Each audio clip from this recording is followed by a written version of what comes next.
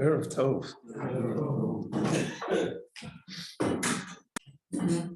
Tonight is Rosh Chodesh Mar Cheshvan. Excuse me. In the Tanakh, the month of Mar Cheshvan is called Chodesh Bul, based on the fact that the Mabul occurred during this period of time. And so they didn't want to say Mabul, so they just said Bul. That was the original Hebrew name.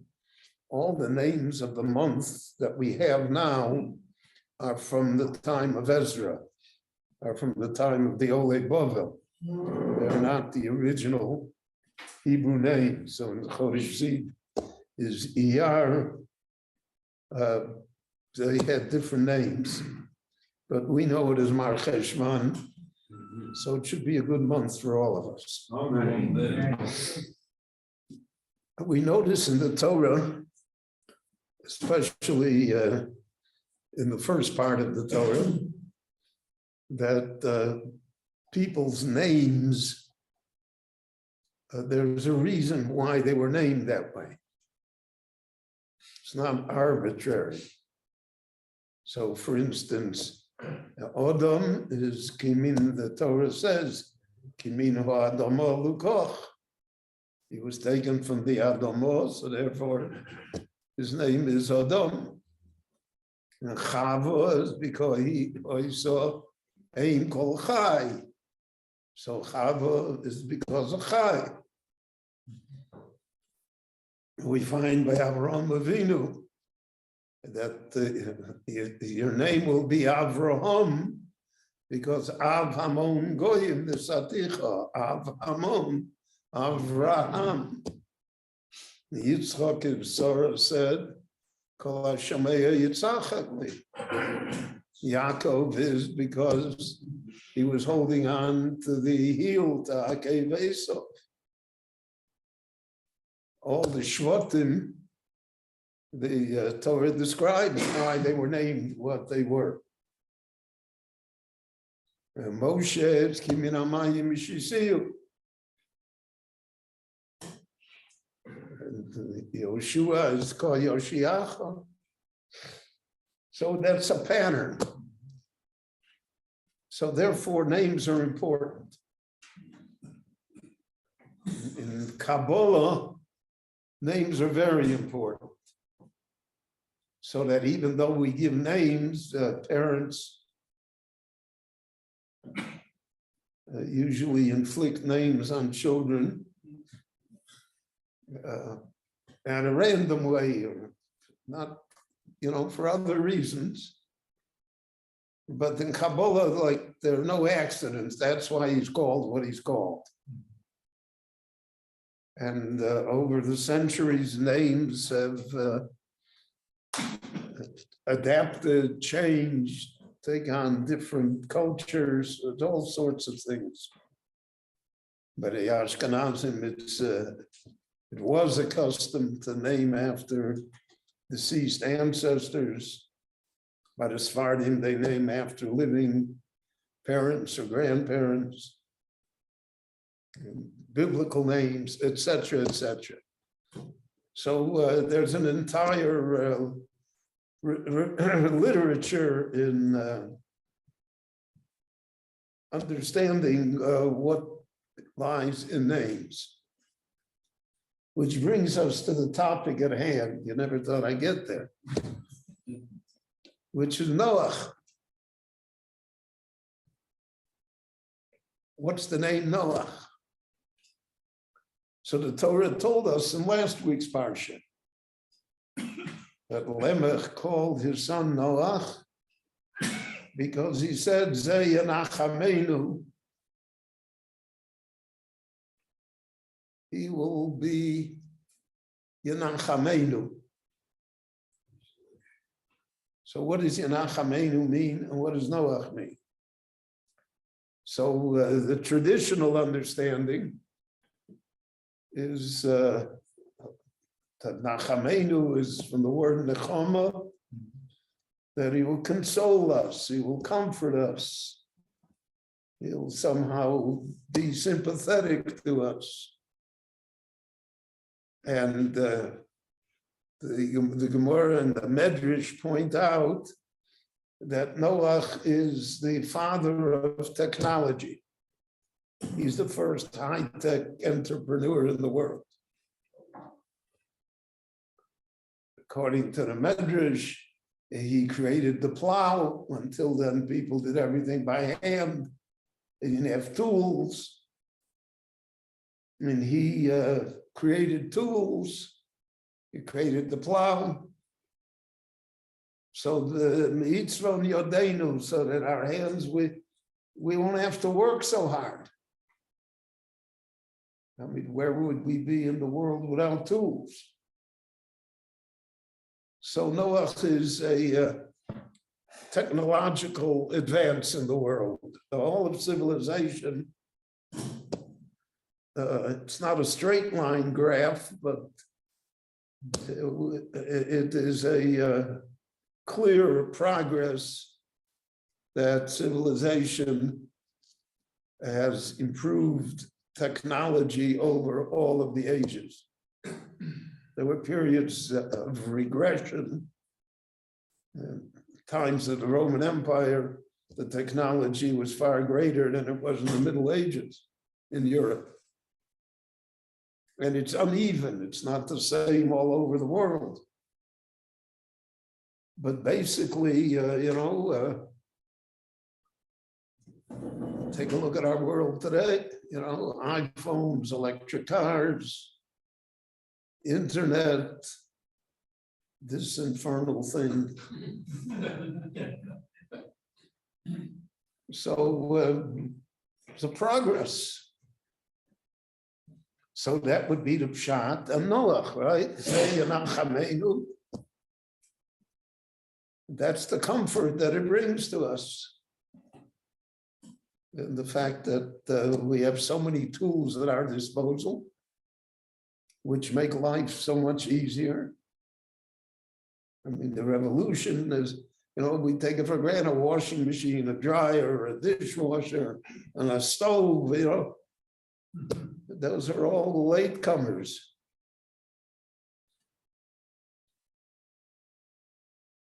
But Rashi disagrees. Rashi says, Zeyan Achamenu does not come from the Choma. Because Rashi says grammatically, Rashi's a great grammarian. The Hebrew language is very exact. It's a difficult language. And it's a very sparse language. I once saw a statistic that in English there's a vocabulary of over 650,000 words, and in Hebrew there's barely 100,000. But every word has a nuance to it, it has its own particular meaning. That the Gaon of Vilna says. There are no synonyms in Hebrew. No two words that mean exactly the same thing. So Rashi says, Zeh Yanachamenu Noach. And that Yanachamenu here does not mean comfort or consolation. Because if that would be the case, then his name should have been Menachem, Rashi says. He would have called him Menachem.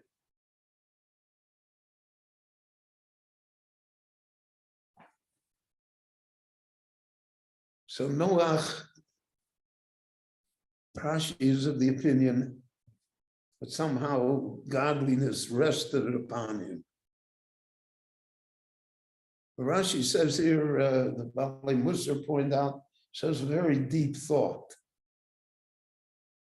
In effect, Rashi is saying that technology does not comfort us.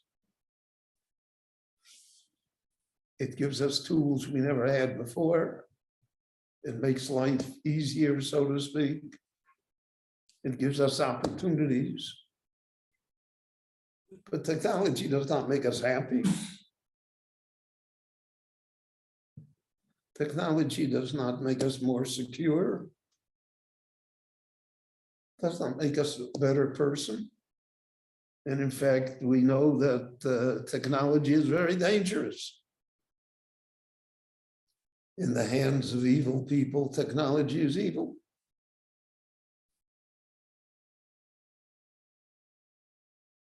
So even though technology itself is neutral, you can do whatever you want with it. But there's a possible downside to every advance in technology. So Rashi says, so you wouldn't have called him Noach because of the fact he invented the plow, or because he created tools that would be menachem. He would comfort us, he'd make our lives easier. So Rashi is saying that we're looking for something else here. We're looking for a psychological and spiritual and social goal. And that's why he's called Ish Tzadik Tomi Moya B'Doroso V'So Elohim Misalech Noah. Because even though he was the technical genius of his time, he was looking for something else. And part of the tragedy, Chazal point out, why the world, everybody is B'nai Noach, because the world exists on technology. But we are not B'nai Noach, even though biologically we are. We start from Avram Avinu. Vayikra b'shem Hashem ke'olam. Because we're looking for something else. We're looking for something that you can't press a button on. And therefore, Rashi says that there is great significance in the fact that they call it Noah. Because Noah represents the search for this type of spiritual contentment, to give people worth, to be able to overcome a world of Vatishaches Haaretz Mipnei Elokim, a world of Chomos, Sheker, of Arroyos. So that's technology is neutral. You can use technology for sheker, right? And you can use technology. We see how it works. We see what the damage that certain technologies inflict upon us. And we're trying to reach something better. We're trying to reach our inner self and somehow create a greater vision, a more spiritual self. So that Rashi, which at first looks strange to us, because most of the Meforshim said Zayinachamenu really does refer to comfort. But Rashi doesn't want to go that way. Rashi says they wouldn't have called it Noach, then they would have called him a different name. And so in that name, Noach, lies that goal The goal may not have been realized by Noah and his sons, but it would be realized.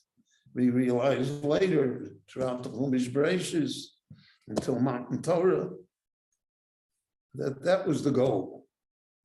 And that's the Zeyanach Hameinu. And that is what brings us somehow purpose in life. Because if you have purpose in life, then you feel good about yourself. If you have no purpose in life, and just here, so that's why there are a lot of problems that exist that really could be avoided. Rabbi Chananya ben Akashia Omer Ratzah Kadosh Baruch Hu L'zar Knesset Yisrael L'fir Chachir B'Lahem Torah Mitzvos Shenemar Aleichem Tzidko